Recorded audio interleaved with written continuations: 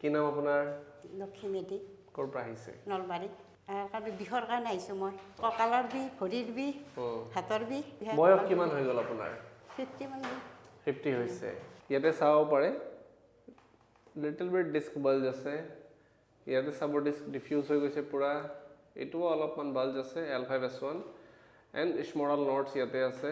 That means হাৰ্ডিবিলাক দুৰ্বল হৈছে, অলপ খোখলা বুলি ক'ব পাৰি আৰু বয়স হ'লে এইটো হৈয়ে যায়। ঢিলা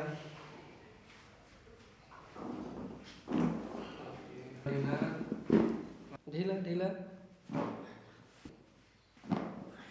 বিষটো সম্পূৰ্ণ আগত যিমান বিষ আছিল শতকৰা 90 ভাল পাইছোঁ মই।